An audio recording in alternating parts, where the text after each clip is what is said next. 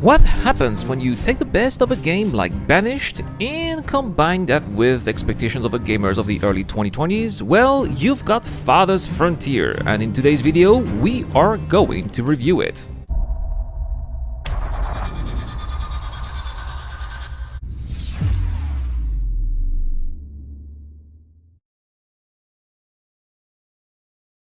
Hello everyone and welcome to the channel, and today I am going to review a game that was on my wish list on Steam for a very long time, and that got me hooked quite a bit ever since it was released on August 10th, and that game is Crate Entertainment's Farthest Frontier.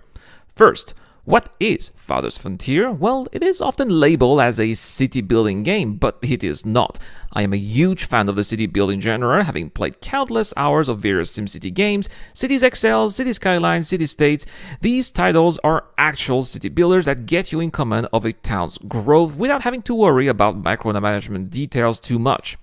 That is not the case with Farthest Frontier, which I would classify more as a survival settlement building game, a concept similar to city building games, but with some major differences, and it's not really the first of its kind. Other similar titles have been released in the past, for example Banished or Patreons or Kingdom Reborn, but in my opinion, none of these games have managed to offer the same amount of details, immersion, and replayability that Farthest Frontier has. So, a game in Farthest Frontier starts with a bunch of settlers, a wagon with resources, and an untamed environment you'll have to choose a starting location from. And that is already a crucial decision that you'll have to do at the beginning, because that choice will define the resources your settlers will have access to for quite some time until you expand throughout the map. Speaking of the maps, you will have access to a couple of them, and I really enjoy the level of details that come along with them. Sure, they are not photorealistic, but they are incredibly detailed and full of life, which made me feel a little heartbroken every time I had to sacrifice chunks of nature to expand my economy. And you will have to expand your economy if you want your settlement to thrive, and that is one of the major designs of the game. That's why Crate Entertainment designed up to 50 buildings that all play a major role in your economy and will rely on one another for supplies that they will need to produce for their goods. Over time, these buildings will have to be expanded and staffed with more settlers to be able to satisfy the needs of your economy. That also means that your economy cannot grow if your population doesn't grow. However, in order to be able to do that, you will need a food supply chain, and this is really, in my opinion, where the game shines. Making sure your people have enough food on a yearly basis is something that will keep you busy most of the time. It starts with the basics, as you will begin foraging bushes and fish by the lake. However, as more and more settlers make their way to your town, it will quickly stop being sustainable and you will have to start begin farming, which features in this game some of the most detailed mechanisms of the genre. And I believe that I will probably make a video of its own because it wouldn't do any justice to expedite that in a couple of paragraphs. Of course, all of the riches you will produce will attract some unwanted attention, either from local wildlife that will come to try to steal some of your food, or raiders who will attack your town, sometimes in coordinated attacks, and steal your resources, especially your hard-earned gold.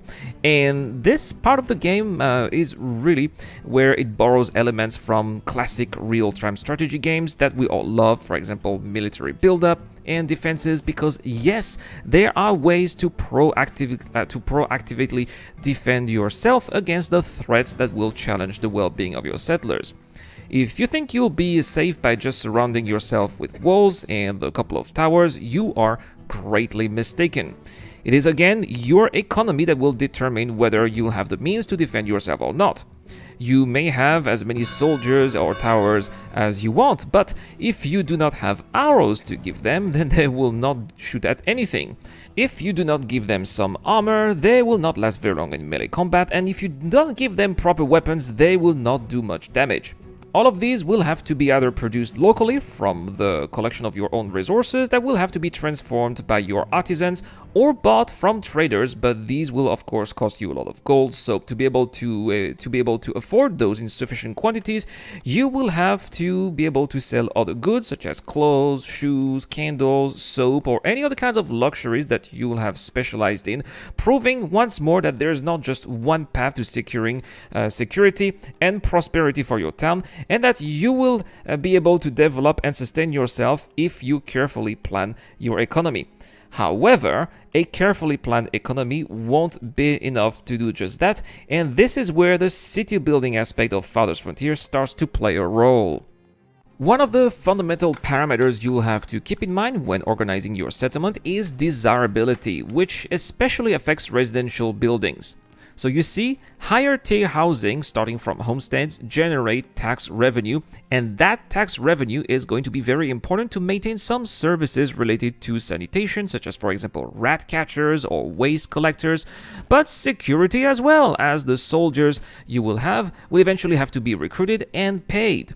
And to increase desirability, you can place some public services such as, for example, a healer, a school, or beautification items like a shrine or parks.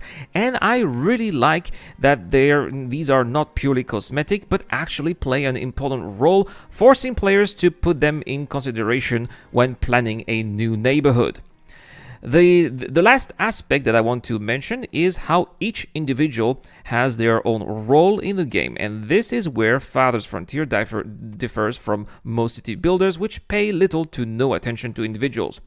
In Farthest Frontier, given the small size of your settlement, which will be made of a few hundred people at most, in most cases each resident has a particular role, a job, and if they happen to die or get injured or sick, it could impact your city's entire supply chain.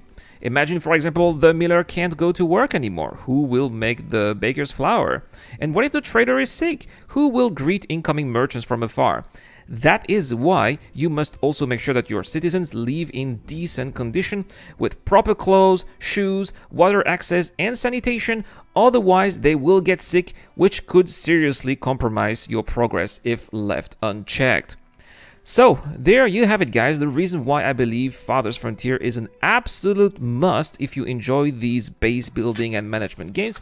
The supply chain is very complex, and I love how each of your decisions does impact future events that will happen in your town. On top of that, the game just looks beautiful despite not being photorealistic. And that is why I will give it a 9 out of 10. Farthest Frontier is not perfect, it is not free of bugs, but still in early access, so it was going to get better.